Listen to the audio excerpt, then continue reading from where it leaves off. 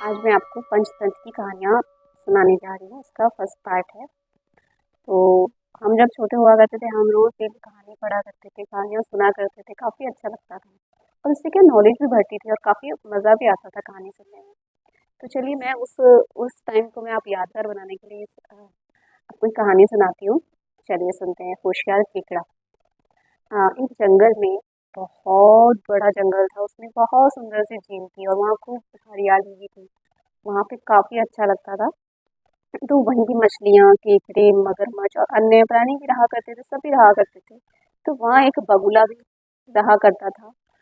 तो वो बगुला क्या बहुत होशियार हुआ, मछलियाँ, केकड़े इन सबको खाया करता था।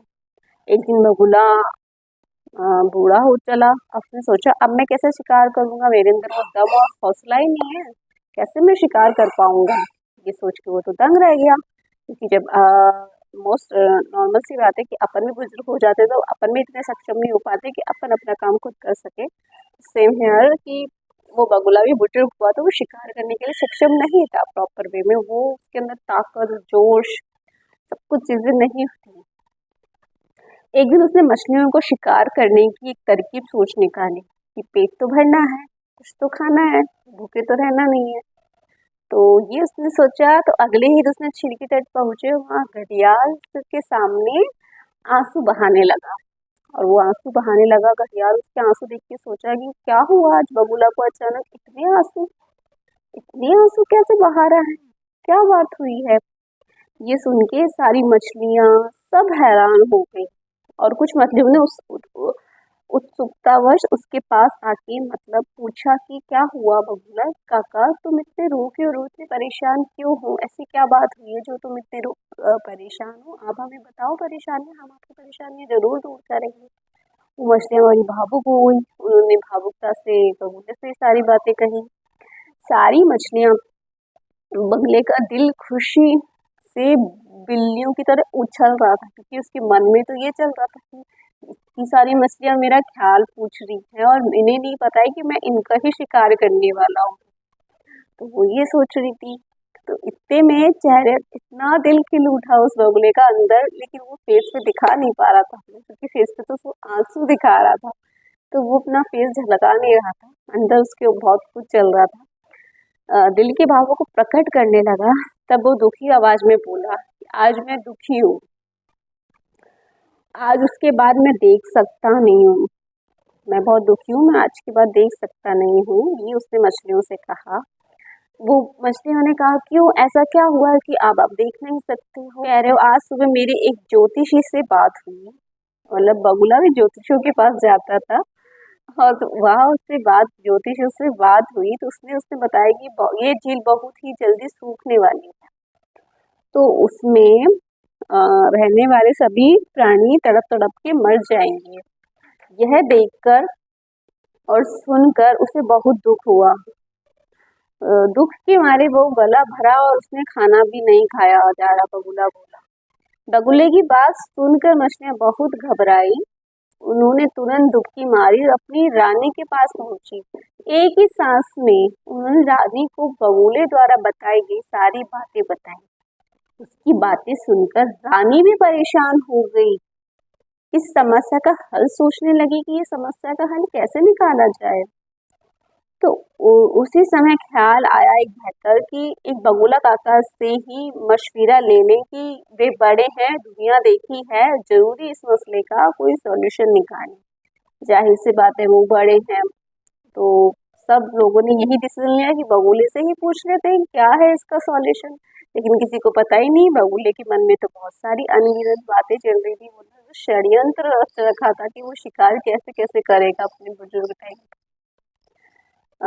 रानी भी उस मछली की बात पसंद आई। वो तुरंत सारी मछलियों को लेकर झील के पास पहुंच गई। वहां बगुला बेसब्री से उसका इंतजार कर रहा था। रानी ने उससे कहा, मछलियों ने मुझे सब कुछ बता दिया है। उसने कहा था कि ज्योतिषी की बात वाकई ही चिंताजनक है। तो हमें समझ नहीं आ रहा हमें क्या करना चाहिए। रानी मछलियाँ, रानी उस मछली के पास गई और वहां पूछा उसने कि अब हम क्या करें। उसको ज्योतिषी ने बोला, ये झील जल्दी सूख जाएगी, फिर हमारा रहने का, हमारे खाने का कौन बंदोबस्त करेगा। तो मछलू ने मुझे सब कुछ बता दिया। उसने कहा ज्योतिष की बात वाकई बहुत चिंताजनक है कि हमें कुछ समझ नहीं आ रहा है कि हम क्या करें। ये सोच के उनको बहुत चिंता हो गई और वो बहुत मुसीबत से बचने का कोई रास्ता बता सकते हैं। इतनी सारी मछलियों के पास देखकर बगुले की लाल टपकने लगी, क्योंकि वो तो एक षड्यंत्र रच रहा था उन मछलियों को खाने के लिए। लेकिन मछलियों को ये सब पता ही नहीं था। वो तो राजी खुशी बगुले की हेल्प करने के लिए तैयार थी कि अब क्या करें। हमें भी हमारा सेफ जोन चाहिए, हमें हमारा खाना पीना सब रहना जो भी है हमको हमारा नॉर्मल चाहिए। लेकिन उन मछलियों को ये सब पता नहीं था। तो बगुला बड़ी मुश्किल से उसने खुद पे काबू किया, क्योंकि इतनी सारी मछलियों को देख के उसके मुंह में पानी ही पानी आ गया कि अब क्या करें। तो ये सोच के मछलियाँ देखी पास में, तो बगुले ने सोचा कि वाह, इतना सारा खाना आ गया, मेरा तो भरपूर रोज का इंतजाम हो गया है, कहीं जाने की ही जरूरत नहीं है। और विचार मगन होकर नाटक करने लगा। थोड़ी देर बाद उसकी आंखें खुली और बड़ी सादगी से रानी मछली से बोला, आप लोगों को बचाने के लिए एक तरकीब मैंने सोची है कि इस जंगल के किनारे एक विशाल नीली झील है। वहाँ वहाँ एक एक करके लेके आप लोगों को वहाँ ले चलूंगा, क्योंकि मछलियां तो पानी में रहती हैं, वो ऐसे चल के जा नहीं सकती। तो बगुले ने कहा, मैं तुम्हें अपने खुद की चोंच में रख के आपको दूसरी झील में पहुंचा दूंगा, जिससे आप सेफ जोन में हो जाओगे। अगर यहाँ पानी सूखता है तो आप वहाँ सेफ जोन में रहोगे, कोई दिक्कत नहीं आएगी आपको।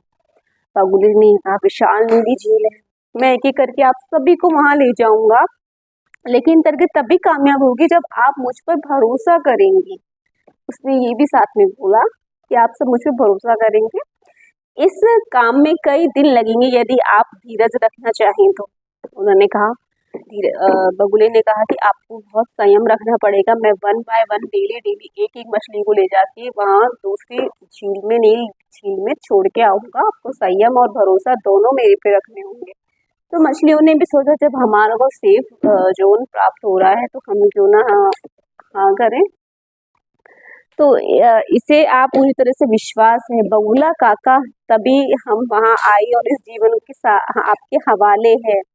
हम हमारा मुसीबत से बचाइए, हमें इस मुसीबत से बचाइए। और रानी मछली ने तुरंत कहा, तब तुम लोग बहुत चिंता कर रहे होंगे, लेकिन अब तुम्हें चिंता करने की कोई जरूरत नहीं, क्योंकि बगुला काका है तुम्हारी इसलिए सेफ्टी के लिए।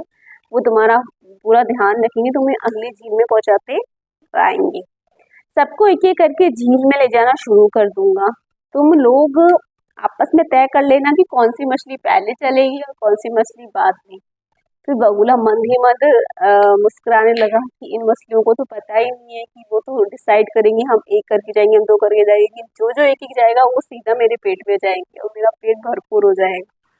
ये मछलियों को पता नहीं था। अगले दिन झील की सारी मछलियां तट पर आ पहुंची।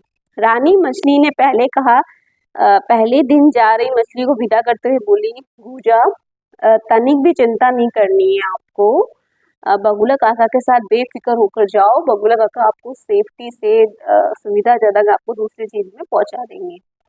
वो मछली ने भी कहा कि ठीक है, जब रानी मछली मुझे ये कह रही है तो मुझे डरना किस बात का है। ठीक है, मैं सेफ जोन में जा रही हूँ, मैं सेफ हूँ। नेक्स्ट अगली मछली आ जाएगी मेरा बहलाने के लिए। लेकिन वो ले जाने लगा। बगुला भूजा तो लेकर चला तो गया, लेकिन दूसरी झील के बजाय एक चट्टान पर ले गया।